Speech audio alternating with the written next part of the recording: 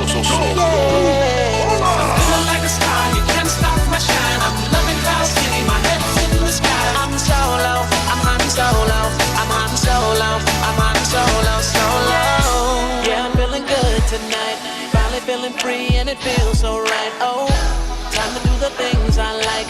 Gonna see a princess, everything's alright. Oh, no job but an answer to, ain't a fixture in the palace zoo. No, and since the carbon lights off me, I'm living life now that I'm free. Yeah, time to get myself together. Now I got myself together. Now I made it through the weather.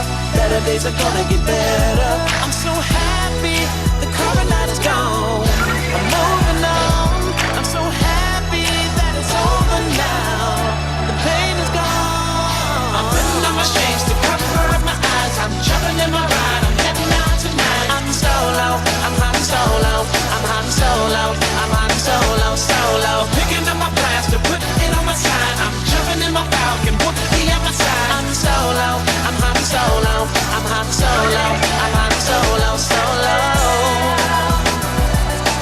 Okay, I can see you have some skills, but now it's my turn. There we went. Well, maybe not 3 minutes and 41 seconds, but close. All right. Yeah. We're not quite, but we have 3 people watching already, so that's always a good thing. So, everyone, welcome to the Inflatable Falcon.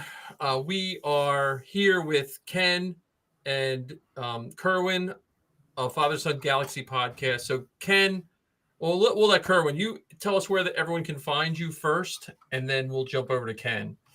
Sure. Thank you. By the way, Ken and Mike, thank you for the invitation. You guys are awesome.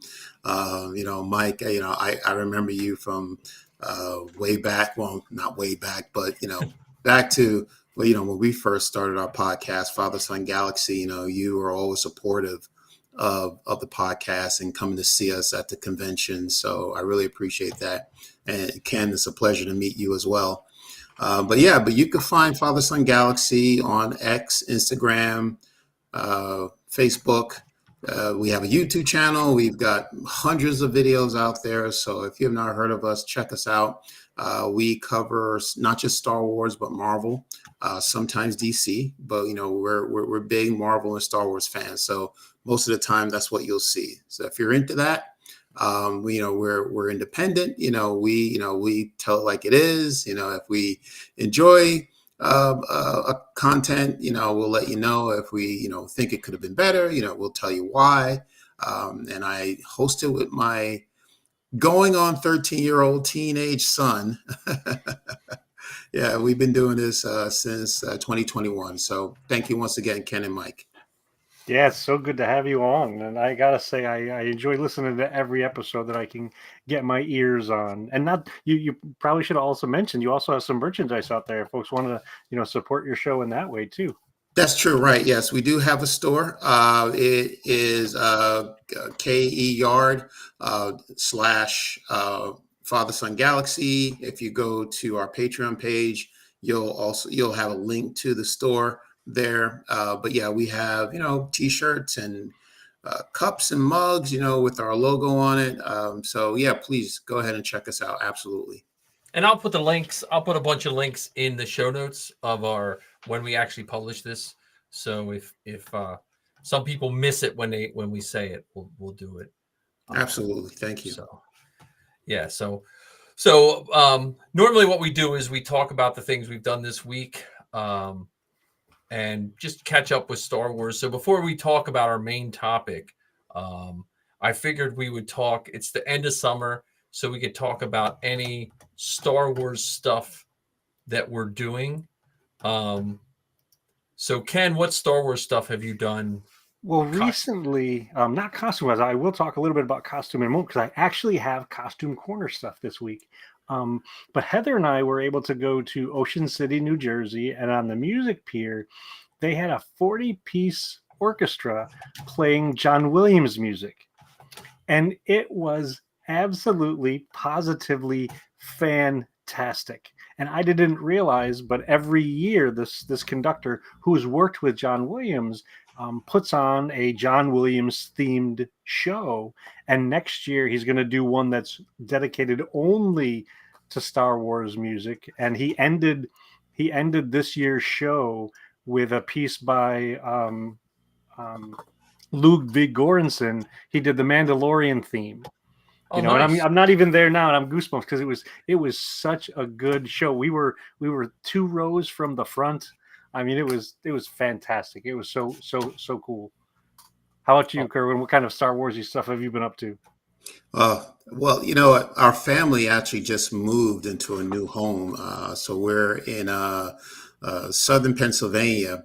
One of the things I wanted to get, actually, I'm in my study slash fourth bedroom. So we took this fourth bedroom and made it my own. And, so I have my desk here. So I do my work here. I do, I have a podcast in the basement, but for tonight, I'm in my office, and I've just been doing some nerdy things like organizing my comic books because I have so many of them. Nice. I've got a Star Wars. I don't even want to count how many issues of Star Wars comics I have, but I have a container. I think it's I would say maybe a 10-gallon container of comic books. And I'm just arranging them, by, Darth Vader comics, Star Wars, Nice. Dr. Aphra, so that I can find them easier. And one other thing that I bought for the room is a 45-inch TV, flat screen television. And of course, the first thing I wanted to watch, the first movie I wanted to watch on my TV was The Empire Strikes Back, which is my favorite movie of all time. So that's what I've been doing this past summer. And like I said, I'm spending a lot of time in this space, making it mine and just making it feel like home. Arranging my books. I got a bookcase behind me, if you could see, and some bobbleheads up there. So this is what I'm doing. So I'm just spending time in my room and just having a lot of fun and just making it my space. Getting settled. Yes. Yeah. That's the most fun, actually. That's when you getting in the room what you want. And I'll have to tell you, there's some very good local comic book stores that you were within miles of. So nice. Yes. I can't wait. Yeah. So, that's cool. Yeah, my Star Wars stuff was limited. I have I got my garage organized. Marty, a friend of mine who does Chewbacca, had given me a whole bunch of stuff. So I have a chopper, like 3/4 of a chopper done, sitting in my garage. I have a BT-1 head, a bunch of clone helmets to do. I also splurged and bought the life-size Darth Vader from Home Depot and Stormtrooper. And Are they set up in the garage or are they set up in the basement? they're in the room next door. I was thinking, I could fit them in here, but I would have to unbolt the console and move it like 4 feet. So I might replace Sabine with the Stormtrooper, maybe. So it all depends. I get my light blew out, and so now I'm in the dark right now. So I have to get on that. But yeah, my Star Wars. My garage is set up enough because my goal this year is to come home from work and spend an hour doing Star Wars building. And I have everything organized, so I don't have to spend 45 minutes of it getting everything out and putting everything away. So that's my Star Wars stuff. And then this past weekend, the weather was nice enough here that I was able to get some cleanup done on a season 1 Din Djarin. So I'm working on those bits and another post-Imperial Mandalorian costume. So I got some of the resin sanded, and I have a coat of primer on it and things like that. So I'm so excited that I actually got some real progress done on these 7 costumes that I've had in various stages of completion. Yes, well, this is the life you're gonna. Now that you're out here, Kerwin, you and Keith are. You're going to be sanding and have a ridiculous amount of money tied up in spray paint. and ruin all your clothes. Like resin destroys clothes. Like COVID, I was just like destroying clothes because you don't see it fly, and then when it dries, it's you're done. So Yeah. Yeah. And I will say out loud, I'm also a little bit sad that I wasn't able to make it to Star Wars night with the Phillies this week. oh I had a yeah, bunch of other stuff going on. They were there. I think it was last night, right? it was Was last that night or no Tuesday, Monday night. Monday night? Yeah, and our friend Robert from Bantha Milk was there, and Josh and Bo were there. I'm very envious of those guys. Yeah, yeah. Josh was there, and the droid builders. We have some good droids around here. Like I can't wait to like get Keith to meet like Marty and see all his droids. And we have Dan that does C3PO and all that stuff. We have 000s over in the other side of the basement right now. So Yeah. I'm excited for that. Yeah. Yeah. We are so fascinated about how you guys create your costumes. So we would just love to see it happen right in front of our eyes, you know. You can come out. I have I have so much. I have enough cloth to build like 5 Tusken Raiders. So Wow. you start Okay. with something easy. We probably Okay. should also give you a little bit of a warning, and hopefully this doesn't scare you away. Not only will you get to see it happen, but we will also work with you so you get to make it happen. So Yes. it's not just a spectator sport. So you'll get your hands in the mix and come away with something that's homemade. Yes. Fair enough. Fair enough. Yeah. Yeah. You're It's, gonna it's make, yeah, I was gonna say you're gonna make one little kid very, very happy. So well, I have a feeling Keith would just run with it too. Yeah. Like, he seems like he's on top of all that. Well, Yes. and I just bought a new printer over the summer. So normally it would take 8 days to print a Mandalorian helmet. The new printer does it in 26 hours. And I just printed a Rocketeer helmet, and it was 26 hours for the Rocketeer. So I don't Which know is why. just it's Mike's way of saying that we're not just Star Wars geeks on this show. We're geeks of all flavors. Oh yeah, Rocketeer. The Rocketeer is one of those things. I know this is Star Wars podcast. It's one of those movies that when you watch it again, I just forgot how much I enjoyed it. Yeah. Like it was because I think it came out at a weird time because it came out right at the cusp of digital effects, but right at the end of practical effects, and it was kind of at the end of some of those superhero runs. You know, like it came out at a good time. Yeah. Which And I do makes like me. Oh, go ahead, Mike. I'm sorry. I do like your Marvel content. One of my previous jobs was I owned my own comic book store in the 90s. So that was one of my previous before this life. So That's awesome. I didn't know that.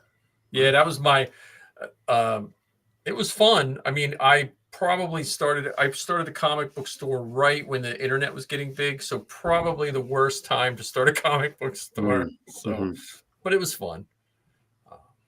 What you have to say, Ken? I'm sorry. Yeah, one of the questions I was going to ask Kerwin. So, what is it? You mentioned that you're a fan of a whole lot of stuff. What is it about Star Wars that has you be such a rabid fan towards it? You know, I don't know. It's interesting because I when the first film came out, I was 9, and I didn't go to see it. You know, I didn't have anyone who could take me who wanted to take me to see the movie. So I had to wait until The Empire Strikes Back, and I remember my sister-in-law taking me to see it. And not that I quite understood what was going on, but it's just something I've never seen before. I wasn't into Star Trek at the time. And Battlestar Galactica, I don't know if you remember that TV show from the 70s. Yep.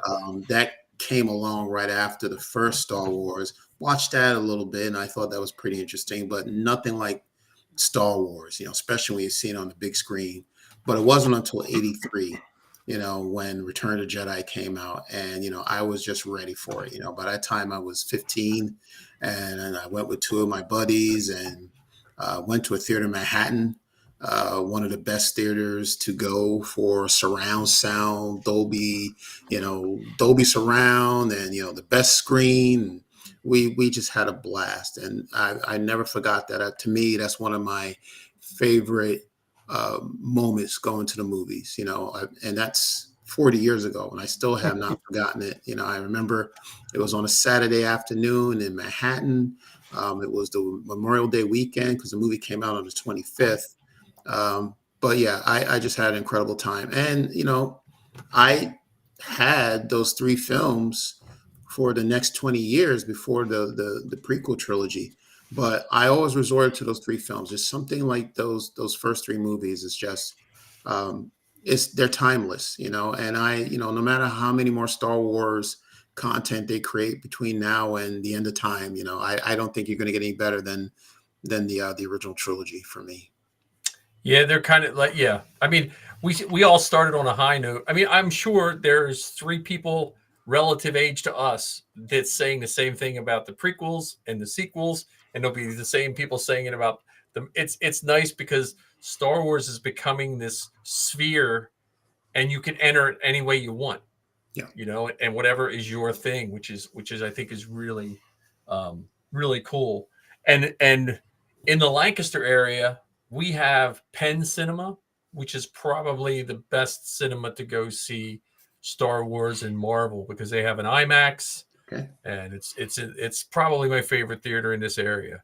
So, but Yeah, well, that's good to know because I have, since I've moved here, I have not. Well, I've been to, you know, I saw Deadpool and Wolverine, but yeah, I went to the King of Prussia theater, you know, which is that's a hike. That's further out. So I'm not familiar with the theaters in this area. Well, now so I have someone to go to thanks for movies that. with. Well, I would have called absolutely. you. You know, I say when and where, Mike. I'm there. because I went and saw. I've seen, just by accident, I've seen Deadpool and Wolverine 3 times. Oh wow! Because my youngest daughter Saffron and I, that's our thing. We always go see the Marvel movies. So we went and saw the Marvel, and she's 20, so it's not like I took my little kid to see it. But then Marty hadn't seen it, so we went to see it. And then my wife, she's on the fence with like violence and, you know what I mean, like that. And I was like, look, I really think you'll like this movie. I said the violence is the least offensive thing on it.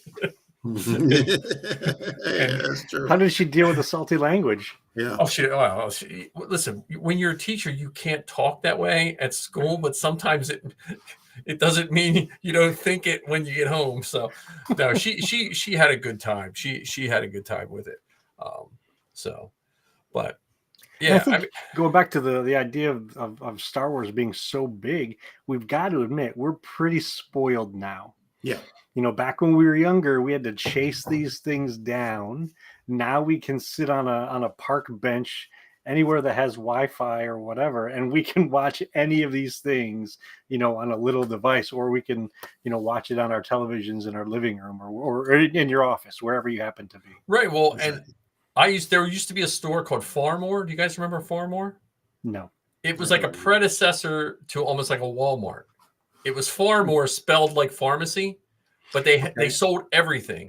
And I remember going in there in the 90s, and they had a junk rack of like clearance stuff that they must have bought from other stores, looking for Star Wars figures.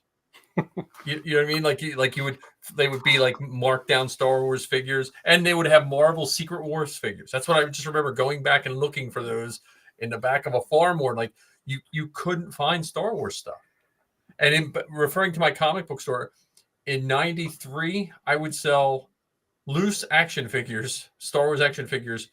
I think it was $8 if they didn't have their weapon, $10 if they did. That's what they sold them for, you know. And Amazing Spider-Man #1 sold for $1,500. Ooh, boy, that's so nice. I know That's good money. So yeah, but so let's just talk about the Acolyte. Let's get the Acolyte right out there. So, well, I did homework. Ken always gives me homework, and I never do my homework. I'm a bad student. I always forget or get sidetracked. Like I said, our show is not as cultured yet. We're working on it. But I listened to your show again, and I listened to Bantha Milk, their show, because they were talking about it being canceled. And I had said on our show, I was tired of everyone saying it was canceled, because not you guys, not Bantha Milk, and not a couple other podcasts, but a lot of people were just using it as clickbait. Like they were just, and they were just throwing all these things out, and I was my point before we get to your point was it was never greenlit, so it was just never, and I think canceled it was just a way. I feel there's a group of fans that just want to bash Disney. And then even today I saw an article saying, is the end of the Acolyte mean they're going to get rid of Kathleen Kennedy? Like, that poor lady gets thrown into every story that's negative, So that's my 2 cents on that. But I mean, I was sad it didn't get a second one. And I think I like the show. And Ken and I had a different experience with the show, I think, because we got to see the first, was it 2 episodes? The first 2 episodes, yeah. In the theater. And I wonder if that set how we perceived it. If that makes any sense. Like, because we were kind of, I don't know, because me, Safi, Ken, and his wife all went and saw it. And we were like all excited. And we stood in line and talked to fellow fans. And, it was a... Yeah, we definitely, I think our experience was we got a nice booster shot of excitement. Because yes, we're spoiled. We get to watch it at home. But I don't think you get that camaraderie. You don't get that hype up that you get in line before you go and see something in the theater. And so it definitely, I think, set me off on a different trajectory related to the Acolyte. Yeah. And you saw you saw the previews, right? How did you get to see it the first time, Kerwin? Yeah, so we actually received screeners. We got the first 4 episodes right before they dropped on Disney Plus. So we were able to see that, and then we just saw the rest of the season as the weeks went by. Yeah. But I wanted to get back to cancel. That word cancel.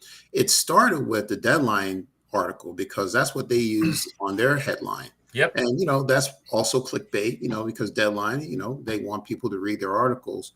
They wrote it as canceled. And it turns out that there was talk about a season 2, within the ranks. Of course, it wasn't anything public about it. But, whoever their source was must have told them that, yes, there was a season 2 in the works, but now it's been canceled. And that's what they ran with. And then once Deadline had it, all the other content creators ran with it as well. But I can understand how people may be, a little hurt by the word cancel, but, whether it's cancel or it's not returning, to me, it means the same thing, but it depends on, what type of wording you're using. Yeah, and Zoe, who always Zoe didn't like it as much as I did. Like, Zoe liked it, but if you listen to her podcast, she didn't like the end. But she made a good point in the sense that those same stories that are coming out the other end, they could be different shows, books, comics, whatever, Because I'd be surprised. I'd be surprised if they let all those storylines die. I mean, maybe I don't know. I don't think they would have invested as much time in those storylines if they thought it was going to die. Because one of the things that we've kind of said from the beginning of the Acolyte is that I think the Acolyte is meant to be a bridge between the content from the High Republic and the content from the prequels and beyond that. That's why they had the things in there like Plagueis. That's why they had the things in there like the conflict with the Senate. So I think it's meant to connect those two eras of Star Wars stuff. So I don't imagine that they'll let them disappear. They may not bring them back, in Acolyte season 2, but that doesn't mean that it won't show up in an animated series, that it won't show up in a couple, arcs of comics, because it's what, 100 years, give or take. Yeah, right. That's a lot of time to fill in, and they've done a great job of planting seeds. And if we look back in time, in A New Hope, Obi-Wan Kenobi mentions the Clone Wars. We didn't get the Clone Wars until a decade or so after that. So who's to say that it won't be, a decade or more when they decide to come back to this part of the stories? Yeah. And Kevin made a statement about politics and all the stuff that happened beforehand.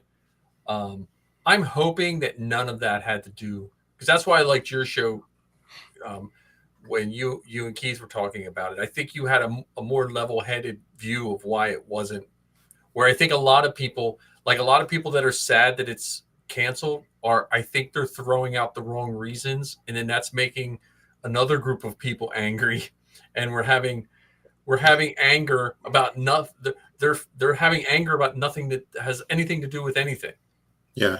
And When I first heard about the show being canceled, I read the Deadline article, and then I went right to Twitter because I knew that they were going to explode. And what I noticed was there was a lot of raw emotions from people, and I think before they, before thinking about what you're going to say before you write it, they just took whatever was on the top of their head and just put it down, and just typed it up. And and they just started blame shifting, like, well, it's your fault because this happened, and you don't, these content creators out there don't like to see anything new and fresh, and you don't like to see people that don't look like you on the screen. There was an opportunity to see these new characters that we've never seen before. But really, if you get past how you feel, like the emotions that you had when you first heard about the story, and really sit down and see exactly, like, if you take you put yourselves in Lucasfilms or Disney shoes and said, okay, well, if I was the executive, and I'm looking at the numbers, looking at the ratings, and from what we understand, I can only go by what we've read in the press, that the first 2 episodes did fairly good. They came out at the same time, and then episode 3, the ratings started to drop then, right? And the episodes were out of the top 10 up until the last episode 8. Well, that's not good.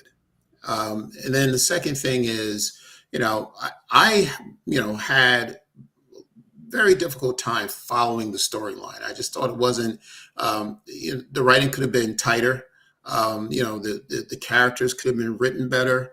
I thought the direction was not as great as it could be. I thought we had some very talented actors in this series, but they were not utilized, I don't think, to their potential. And then the third thing is the budget. If it's true, $180 million for a Disney Plus series is just, wow. That's absolutely incredible. I mean, they expect, if you're going to get that kind of money, that, they want you in the top 10 every week. They want, they want the hashtag going, on Twitter for the entire 8 weeks that's been on the air. And then absolutely, there would be a season 2, but that's not the case. Well, you bring up the budget, and I've been going back and forth this all week. I wonder if we need more episodes that don't have to be quite as flashy. You know what I mean? Like, because maybe I'm just old, but I'm getting tired of 8 episode seasons. I mean, if you're going to give me 8 and then another one right back to back, but like when we were growing up, you could count on half a year of shows. True. Yeah. So, well, the other thing I wonder about the budget is, so when you look at The Mandalorian, one of the things that some people complain about The Mandalorian is, and as I can't believe I'm going to say this out loud, some people complain that it was filmed using the volume. Yeah. So that they say that it doesn't use as much practical effects. It seems like it's confined and that sort of thing. So on one hand, people complain about the volume. So using the volume, lower budget. From what I understand with The Acolyte, a lot of that stuff was done on location. I mean, they even filmed in parts of the world that haven't been used for filming before. Right. So they were new places to visit. So is it possible that the budget was as big as it was because they did all of that stuff. And so it's not so much about the writing or any of those things that have to do with the budget or even necessarily the actors and actresses, but because of all of those additional expenses that added to the budget. And the other piece I think is also somewhat interesting about this particular show, and you had mentioned blame shifting when they had talked about the show being canceled. There were some people on the other side of it who were very, very proud, saying, "Oh, it got canceled because they heard us loud and proud saying how much it stunk, and so Disney is finally listening to us, quote unquote, fans." Yeah. Yeah. And the volume, I always thought that was funny with the volume, because until they told us that was the volume, no one knew everything was filmed on the volume on The Mandalorian. That, so yeah, that I mean, if you look at if you look at Star Trek, the old, not the old one, but the Next Generation, that's filmed on a couple sets. And how many seasons did that go? Like, that's what I wonder, if we're in this new age of television, in the sense that I think, and Ken and I were talking about this a couple minutes before you popped on, was we're eventually going to go back to just having like cable TV again, because you have to have so many subscription services and they have different tiers. We're just going to go back to, it's just going to go back to what it was pre-streaming service soon. Because if you want to watch this show, you got to have this service, and you want to watch this show, and you bundle them together, and then now they charge you less for commercials and more without, and and I think it's going to have to change. I got a silly question for you guys. Do you think it's possible that, I'm going to use the nebulous they, because I don't have a name to put to it. Do you think they made a mistake in the way that they described the show to people, and it kind of set people down a path that made the story more confusing than it needed to be? So here's what I mean. So from what I remember early on, is they said that this was a show about a murder mystery. Somebody's killing Jedi, and we got to figure it out. I almost think that this show wasn't really a murder mystery. Like, we knew who the murderer was. What this show ended up becoming about was how a dark side Force user acquired a pupil. Yeah. And so when we watch the episodes with that approach or that attention, the story shifts. We're no longer thinking just about the good guy Jedi and trying to find a character that we identify with. We're really trying to figure out how this dark side user is going to get this pupil that he so badly wants. Yeah. Well, I think if you look at The Mandalorian, if you go back to, like, The Mandalorian's almost like the benchmark of measuring shows. Look at how little description we got about The Mandalorian before the show came out. Like, if they would have said, this is about a Mandalorian and a little child, and they go through the galaxy, that would have been a way different feeling when we first watched it. Like, we were told very little about the Mandalorian at first. And I wonder, just like to your point, I wonder if we're doing it, if they're doing a disservice, because you guys are old enough. The first Batman movie, right?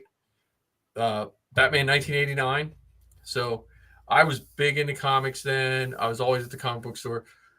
DC and Warner Brothers would not release pictures of Batman, and they would not release the footage. I think the only first trailer was the Batmobile coming over the hill and the Joker laughing, and that was it. And everyone they thought Michael Keaton was going to be the worst Batman ever. I mean, I could see that if Twitter was back then, it would have been, but I think that you're exactly right, Ken, because we should consciously think of what they're saying about the Skeleton Crew right now, and see how that affects things. Because I'm looking when in London, the Skeleton Crew was the one I was most looking forward to out of all the shows. But I think, and I don't know if you were at that panel. Did you go to London? I did not go to London. No. Oh, okay. Because in the panel, we were sold it as Lost in Space in Star Wars. But now I'm seeing it, and it looks like Goonies or E.T. in Star Wars. Hmm. And so I wonder, which one it's going to be more like. Right.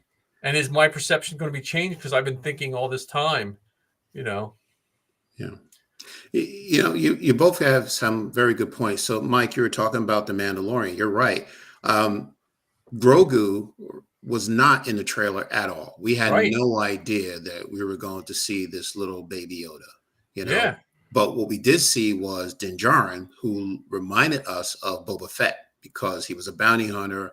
He was sent on a mission to find something. So it was really about this, Western dude, gunslinger, who's going after the bad guys, and he's whipping out his blaster and he's shooting, and nothing about, what his real mission was, and this little baby that he was going to find at the end of episode 1. I think that was perfect because Yep. if we saw Grogu, it may not have been a big of reveal that it would have been, and I think people were just bowled over by it. They like, I don't know changed. anybody, who's a Star Wars fan who does not like the first season of The Mandalorian. Right. Whereas, back to your point, Ken, I absolutely agree with you. I felt the same way. I thought it was a murder mystery because I remember the line from one of the characters said, "Someone is killing Jedi." So obviously, you think, "Oh, well, this is a murder mystery." But you're right. In the first 5 minutes of the episode, you know who the murderer is. It's the person is played by Amanda Stenberg. You don't know anything about the character, but you could tell that's the murderer, and she's just murdered a Jedi. So it wasn't a mystery. So Right. then I thought, well, okay, well, if you guys are fans of Columbo, in Columbo, you see the crime committed at the beginning, and then you have law enforcement figure out, okay, find out who the suspect is and figure out the how and the why. So that's when I thought we were going with this, but that wasn't that either. This was nothing like that. This was, twins. For some reason, one gets accused of a crime that the other one committed, and they break free. And now this one twin used to be a Padawan of a Jedi master. It's like it's just got convoluted. So I didn't know where the story was going, and I agree that it has to do with the trailer. I think the trailer set the wrong tone. Yeah, and I wonder too if it was as goofy as it sounds by design. They wanted to throw us off to a certain degree. And I think one of the other differences between this show and most other Star Wars that we've gotten up until this point was a sense of hope. Like we hoped that the good guys were going to win. We hoped that they were going to, find each other or whatever. But with this particular one, and at the end of it, we didn't really know who to be hopeful for. And to your point, because it was, the story was shown in a non-traditional linear fashion, it did for in many ways for some folks made it hard to keep up. Made it hard to figure out, like, what are they really emphasizing here? And I can see how it could lead folks, because this is so different than most Star Wars, could lead them to get frustrated because they're comparing it to many of the things that they've seen in the past. Yeah. I mean, again, it's to me, I'm not as sophisticated, I think, as you guys, because I like the show. I like the ending. I know Zoe didn't like the ending. But and you know what it could be? I've never been a fan of the Jedi. Like, honestly, like, I've always been the Mandalorians or the smugglers and stuff, and even the Sith, but I've never been a fan of the Jedi, and I've never wanted to do anything with lightsabers. And when this show came out, then I wanted lightsabers. Like, because it just, I liked the fight scenes, and I liked, so I wonder if that changed my perception too,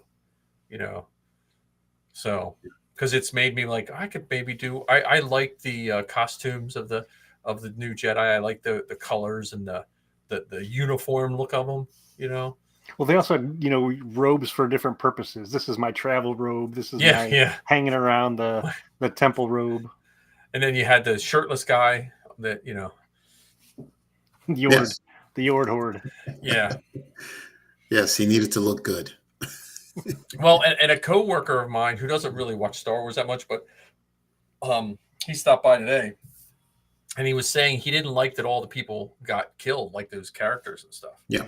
And at one point, I was sad they died, but it made that show like you didn't know who was going to die after that. You're like, man, they just killed all the people that we just got to know the first couple episodes. No one is safe. So, yeah. like, But there you was know, no. go ahead, Mike. You can I was finish. going to say there was no red shirt Star Trek guys to worry about. Like, there was those 2 Jedi that you hadn't seen. I was figuring, well, they're going to be killed. Well, they were killed, but they were killed after a couple of the other ones, I think. So.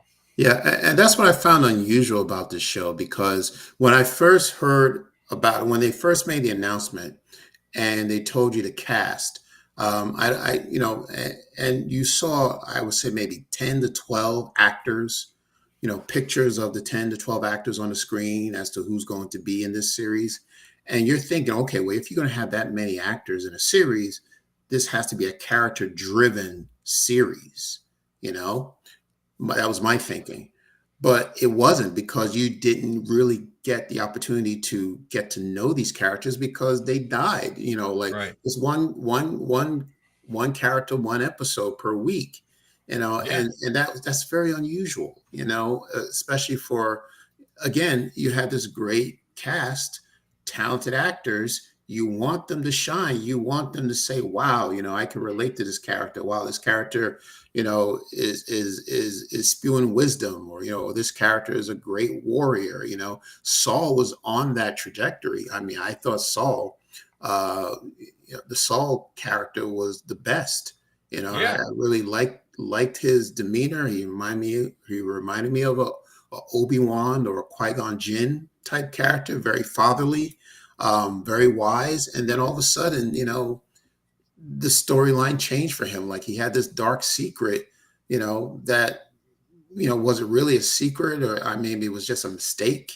That's what it seemed to me. And it just got blown out of proportion, and, did he, and was it worth him losing his life at the end of the last episode? No, so yeah. So I was on this journey, and I was liking some characters. I also liked the character Jackie, the Padawan. I thought she was doing well. That was a tough one. And I thought, okay, well, maybe the next episode we'll see her do more, and she did, and then she's dead. Well, I know the Wookiee. I was the most distraught about the Wookiee, because we didn't get to see him do anything other than scare some guys with a blaster. Exactly. No, he had a little bit of a fight, but in the flashback, but flashback. not. I found it very, very interesting, to your point about having this large cast of talented folks. And here's another big difference, I think, between this show and everything else, is I don't think that they were meant to be favorites. I don't think they were meant to be the focus, because we're used to having it. We're used to having a Han and a Luke and a Chewie that we root for and so on. I think they were meant to be these examples of consequences that come from ill-advised choices of 4 Jedi. We've been raised to this point, even though there's been some slight deviations from this, but we've been raised our whole life to think that the Jedi were the good guys, with the occasional person who fell to the dark side. But in this, we learn that there are 4 people that were involved in this situation on this planet, that were involved in cover-up. They were involved in doing non-Jedi things, and there were lots of negative consequences that came from that. And we still don't know all of the answers. Like, we don't know how Chimere and Vernestra's relationship ended, where Chimere was no longer her Padawan, and we don't realize, well, at least not in Acolyte season 2, we won't learn what Vernestra was talking about with Yoda, and we really don't know what that creepy guy in the cave was doing there, peeping on Chimere and Osha at the end. Yeah. Well, hopefully we'll know in some sort of other form. But yeah, I'm sure there'll be books written about it. Yeah, absolutely. Because the plus side to any of this is we still know we're getting more Star Wars content. Like, we have Skeleton Crew coming out. We have Oh, before Skeleton Crew, though, don't we have something more important than that? what's that? Rebuild the Galaxy, the Lego show. Oh yes, we have the Lego show. We And right have now we have Young Jedi Adventures. yes, Young Jedi Season 2 of Adventures. that. And then we have Andor. So I don't mind if they I don't want them to slow down tons of content, but I understand why they might want to slow it down a little bit. Well, Go ahead. I'm sorry. Like I was going to say, Ken, just like you said that, we've been spoiled, as Star Wars fans nowadays. Back in the day, of course, we had to wait every 3 years for Star Wars, and then there was a 16-year gap in between the trilogies. But I'm used to Star Wars having at least one live action series, one animated series. Now, as far as I know, they haven't announced any animated series for next year, so that concerns me because I think they do wonderfully with animated series. I mean, Rebels and the Clone Wars and the Bad Batch. I was all for that. And I don't see anything happening this year. Nothing, as far as I know, on the slate. And you're right, Andor in 2025, but that's the only content, as far as I know, that they have coming out next year. Yeah. So I understand that we want them to slow down and maybe think about, what they need to do next. But, they, as in Disney, has owned Star Wars, all right, for almost 10 years now. Okay. Yeah. So you think they would have hundreds of things in development right now, hundreds of ideas in development. And maybe they do, but I don't know what it is that's delaying them, hitting the go button and hiring the writer and the director and get the actors in and start something new. I don't know, why that's a holdup. Well, one of the things that might be related to that specifically is, you have some folks who love the diversity in terms of the writers, the showrunners, and the directors. I mean, look at, we'll take, for instance, The Mandalorian. We've had Rick Famuyiwa, we've had Deborah Chow, we've had, who was the gentleman who directed Ant-Man? He did an episode. Bryce Dallas Howard. So you have that group of people who've done a lot of great things with Star Wars. You've got Leslie Headland and the crew that she put together for The Acolyte. And then on the other side of that, there are some folks that say, well, that's just too many. It makes the stories not connect as cohesively as they could. So it's this delicate balance between, we have lots of material that's available and lots of possible people to lead it. But are we going to upset the apple cart too much by putting them out there in these ways?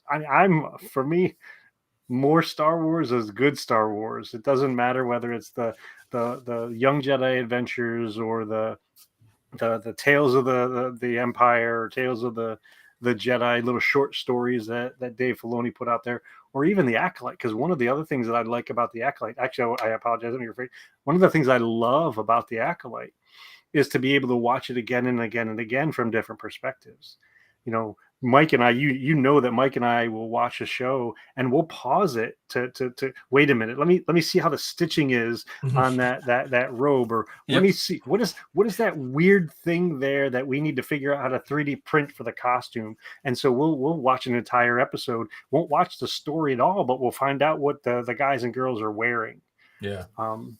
So to be able to do that again and again and again is pretty exciting. Well, the other thing is, it could be that maybe Disney, since you said they had it for 10 years, they could have learned from their mistakes in the sense that maybe they're not over-promising. Because you remember they used to come out with that big board. We're going to make all these shows, and then like 6 months later, well, we can't do this one. We can't do this one. This one's it, So I wonder if they're going back to those secret names of things, and they're filming in some weird name thing in someone's backyard right now, and no one knows what it is. What are all the shows that have been put on those boards that we know we're not going to get? Right. Well, we had the droids. Yep. We had Rangers of the New Republic. Rangers of the New Republic. I think wasn't there. There was like a Rogue Squadron one. Rogue Squadron, Lando. Correct. Yeah. Taika Waititi's movie, whatever that was going to be. Yeah, that's what I'm saying. Like because I do think we live in an information age, but sometimes too much information.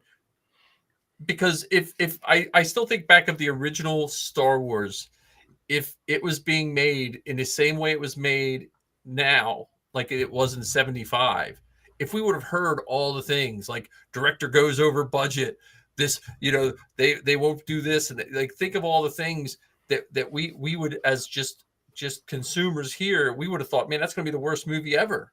What do you mean that it rained so hard it wrecked a machine when they were filming a scene, or like the crew? Like imagine if they interviewed the crew of East Street Studios and of what they said, of what they thought of the filming. Because if you read those interviews that weren't really published, they thought it was weird and stupid, and so. Well, Han Solo wanted to be killed. Harrison Ford said he wanted his character killed. That's why, or one of the reasons why George had him in Carbonite, because he wasn't sure if Harrison Ford was going to come back for the third one. Exactly. Yeah, so that's what I'm saying. Like I wonder sometimes just we know too much. Well, Mike, here's the thing. So I would expect that they have a schedule. And they're looking at what content they can provide for the next 5 years or 10 years. And if they know, let's say, for example, The Bad Batch was ending with season 3 and it ended in May, they know that a year in advance that this series, the third season is going to be the last one. We're going to have it maybe scheduled sometime, come out this month, and then it'll end with 14 episodes. And then that means it'll end this month. We should have something right after. I agree. Yeah, but they don't have that, so it's not about, well, we have this and, we have this idea and that idea. We can't wait to tell you this. But by now, these things should be wrapped up in post-production. The Bad Batch ended 3 months ago, and, no word about an animated series. Well, and that's what I think hurts the streaming services, in the sense that they want us to subscribe, but then they don't want to give us content, which like that. I think that's where I don't know anything about the TV business or all this, but I imagine they're having to shift back.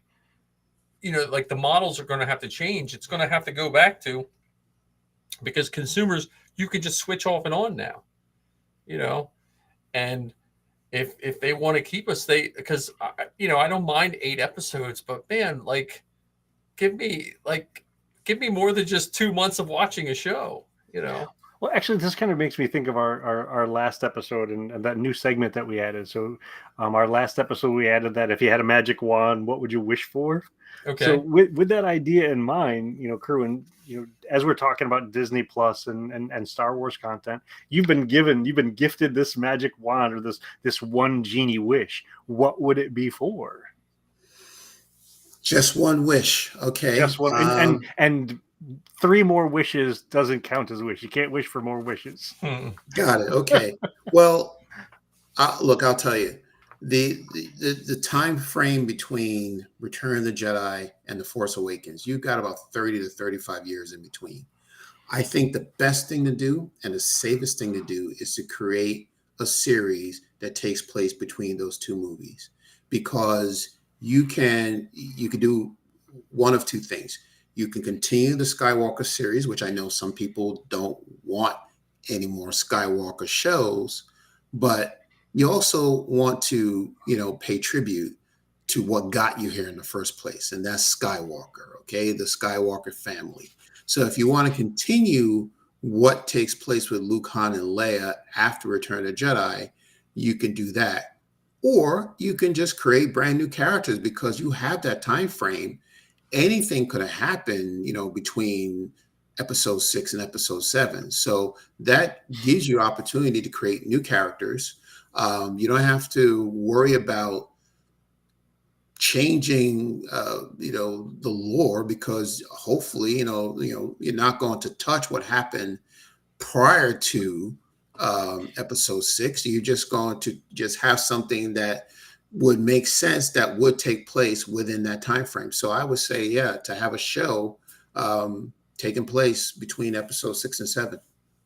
That'll be Yeah, my because wish. they have to figure out. I mean, Starkiller Base was built in between those two, so Sure. Yeah, there's a absolutely. They whole got a lot of lot of stuff. material. There's a bunch Yeah. of stuff that could fall in there. How about you, Mike? What would be your one wish? Mine would be what it's been forever. I just want a weekly Star Wars show that's on every week that can be it could be 1 or 2 episodes of any time. It could be a one shot. So like one episode could be Han Solo getting milk, and the next one could be the 2 guys working in the Death Star. It just Tag and Bink. I just want it just falls in the Star Wars universe anywhere. Like literally, I would take a Steve Irwin looking at Banthas one episode, and like a clone like lost on a patrol. The next, it could just that's what I want, a weekly Star Wars show with no rhyme or reason other than it happens in the Star Wars universe. Would it have to be live action and animated? I forgot. I couldn't tell. I would take any. Like if it meant it like you just turn it on. It's like the old Disney, Walt Disney show that used to be on Sundays when I was a kid. The It would Wonderful just be World of Walt Disney. Disney would talk about something, and then it would be a cartoon. Sometimes it would be a live action show. That's mine. How about yours, Ken? So, do you remember when Rebels came out and they used to do like a post episode? I think they called it like Rebels Recon or something, where they had Yes. Andy Gutierrez and the other Andy, and they'd go around. I wish they would do that. And there's a couple reasons for that. And it would be in between everything. So in between the episodes of the Acolyte, in between episodes of the other Jedi shows, the animated stuff. So in between all of that stuff, it gives us the opportunity to learn a little bit more about what we just saw, whether you're talking with a maker, talking with a costumer, talking with one of the musicians in the symphony or the orchestra. And it gives us more conversation related to that thing without necessarily having to like or dislike that thing. We get more exposure to it. We get more appreciation for it.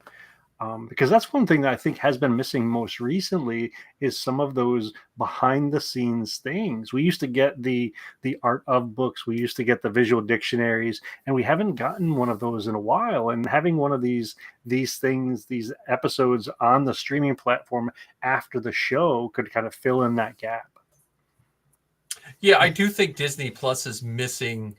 I wish they would convert some of those shows they had on YouTube in the past, and convert that same model to their Disney Plus. I think it would also help appeal to people younger than us. Like because my students and they rarely watch anything that's 30 minutes long. They want a quick 10-minute whatever. So. And actually, I just noticed, I just found another bucket of wishes.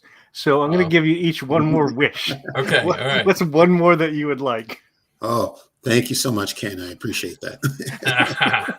Well, this is something I've been saying for almost 2 years now, or over 2 years.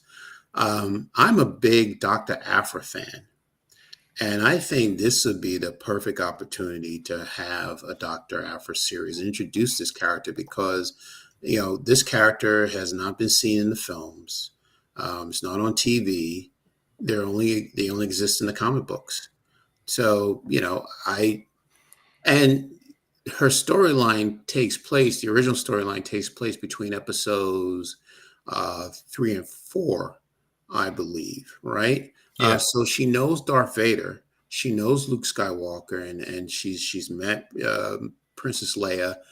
She's running the Hera. Yeah, right. So she has a connection with these classic characters. So, and she's an archaeologist. We know Indiana Jones has, his, probably hung up his hat and bullwhip. So why not bring that type of feel, that archaeology feel, into a Star Wars series? Make it an adventure of the week. Like a cliffhanger series. I think it'd be a great opportunity to bring that character in. I think she would be loved by lots of people. I just like it because of 000 too. So 000. Oh man, yeah. An assassin droid. I mean, what's better than that? But kidding no, me? the assassin. and I would say next to, she's probably one of the few like comic book / book characters that have surpassed some of the people on film and TV. Like possibly maybe Mara Jade at one point. Yeah. Like, I know a lot of people like Mara Jade, but besides that, I think she has like more people know who Dr. Aphra is.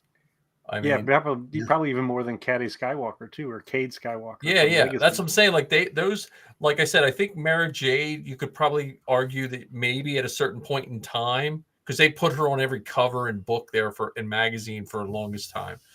But yeah, Aphra, like when Safi did 000, she was recognized like instantly at Chicago, and there were Dr. Aphras coming out of the woodwork to get pictures with her. So, Yeah. Absolutely. I agree. How about you, Mike? What's your other wish? My other wish. That's a good question.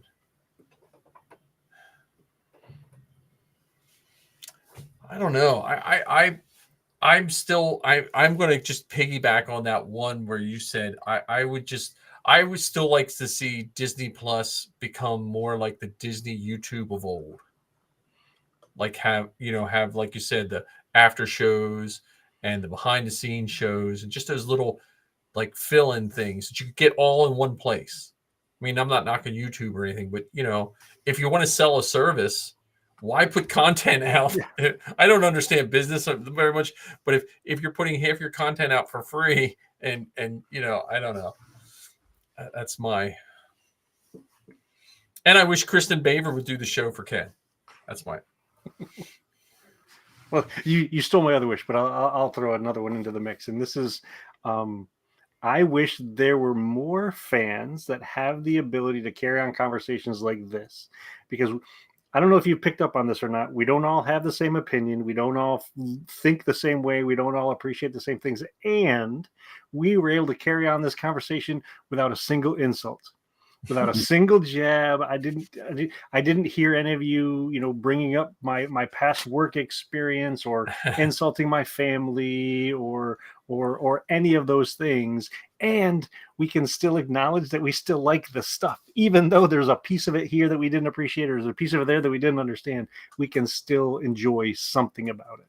Yeah. And we need more of that. So if we can figure out how to clone the two of you and make more Star Wars fans like you, that's what I would wish for. There we go. We can't end on any better note than that, right? Right? Well, we can say thank you for Kerwin for joining us on the Inflatable Falcon. And this is a lot of fun. And also, so give us your plugs again one more time. Yes. Yes, we are a Father-Son Galaxy. I have a podcast that I co-host with my son, Keith, who was going on 13 at the end of the year. So we talk Marvel and Star Wars. So if you're a fan of either one, check us out. We have a YouTube channel where you can find hundreds, and I mean that, of our video content. We talk about, books, comics, movies, films about Star Wars and Marvel. We're also on X. We're on Instagram and Facebook. And your store. Yes, and we also have a Patreon store. So check out our Patreon, KER, the Father-Son Galaxy /Patreon, and you'll find our store there as well. Link to our store. Yeah. Ken, where can they find you? Well, when I'm not flying around the galaxy with you and John, you can find me on the Rambling Star Wars Fan, on anywhere you listen to podcasts, and our newest show, the Bounty Hunting Across the Galaxy with Todd and Ken. And John, who is not here, John Scalise, has the Beskar Bucket. So look for him. And then my daughter, Zoe, has the Star Wars Geek Girl. This October, they start their 10th year of doing podcasting, which is nice. Figuring they're both like 22 and 23 years old. That's a long stint. But they're doing shows. They're both out in California now, so it's a little easier to record because they're in the same time zone. And then I hope to bring CaritaCast back. I keep saying that, but Safi and I are working on that.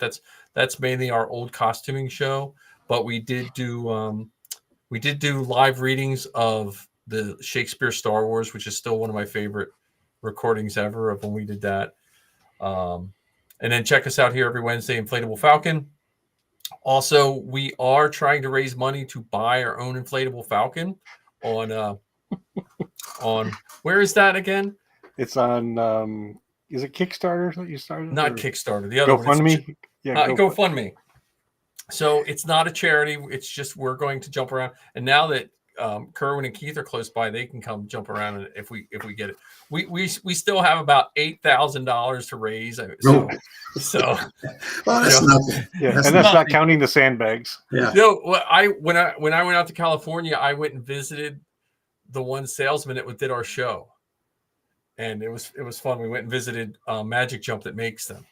So we will forever be Magic Jump fans. Yes. So if you check out, even if you're just bored, check out Magic Jump's website. We're not sponsored by them. We don't get a penny from them. But Magic Jump's website, if you watch the video of the inflatable Falcon, you'll see why we're enamored by it. So anyone, check that out. Check our GoFundMe. There's a link in our show notes when I put these shows up. But thanks again, Kerwin. We're going to run the outro, and then we'll see everyone that was on. Thanks for all your chatting. Thanks, Kevin and Josh. Thank you.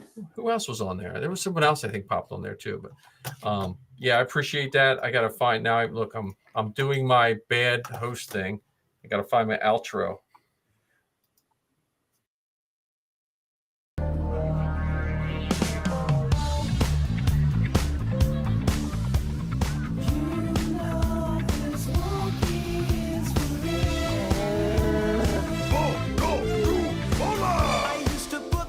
Starships, but then my Falcon's hyperdrive just slipped.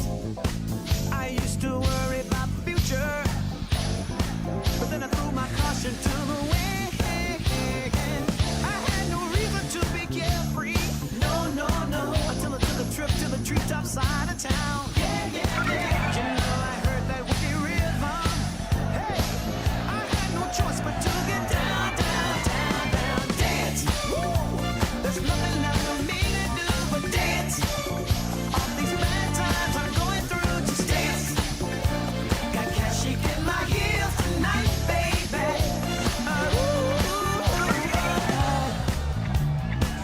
No disrespect to my man here, but you ready for the real deal superstar?